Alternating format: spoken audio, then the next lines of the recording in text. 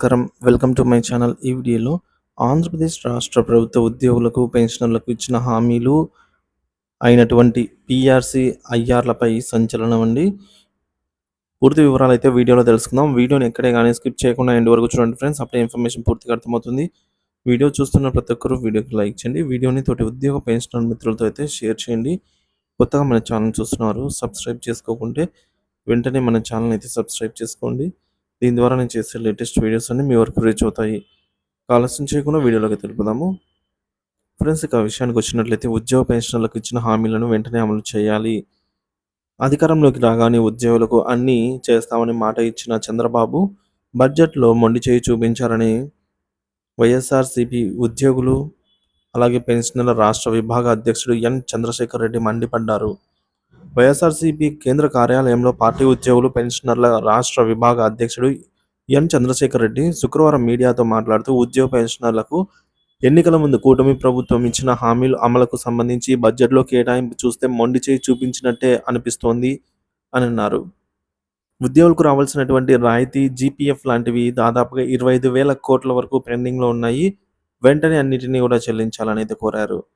2 DA బకాయిలు, GPF, అలాగే surrender leave encashment, medical reimbursement, రాష్ట్ర ప్రభుత్వ జీవిత బీమా, రిటైర్మెంట్ బెనిఫిట్స్, పీఆర్సీ వంటి ఉద్యోగులకు, పెన్షనర్లకు రావాల్సినటి ఉందన్నమాట. సో, వాటన్నిటిని కూడా కూటమి ప్రభుత్వం తక్షణమే అమలు చేయాలని, చెల్లించాలని కూడా కోరటం జరిగింది.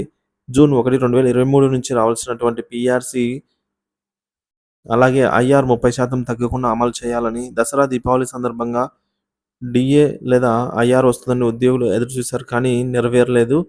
వైఎస్ జగన్ హయాంలో మధ్యంతర భృతి 27% అమలు చేశారు. అందుకే కూటమి ప్రభుత్వం నాయకులు కూడా మాట నిలబెట్టుకుంటూ 27%కి గత ప్రభుత్వం ఇచ్చినటువంటి 27%కి తగ్గకుండా ఐఆర్ ఇవ్వాలి అనైతే డిమాండ్ చేశారు. పెన్షనర్స్ కోసం ప్రత్యేక కార్పొరేషన్ ఏర్పాటు చేస్తామన్నారు. దాని గురించి ఇంతవరకు ప్రభుత్వం మాట్లాడలేదు. ఏడాదికి 4 లక్షల ఉద్యోగాలు, 5 ఏళ్లలో 20 లక్షల ఉద్యోగాలు ఇస్తామన్నారు. లేని పక్షంలో నిరుద్యోగ భృతి రూ. 3,000 కల్పిస్తామని చెప్పారు.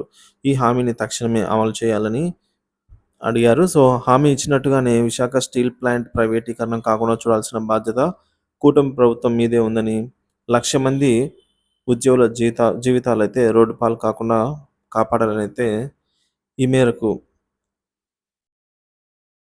వైఎస్ఆర్‌సీపీ ఉద్యోగ పెన్షనర్ల రాష్ట్ర విభాగ అధ్యక్షుడు ఎన్. చంద్రశేఖర్ రెడ్డి గారైతే ప్రభుత్వాన్ని డిమాండ్ చేశారు ఫ్రెండ్స్.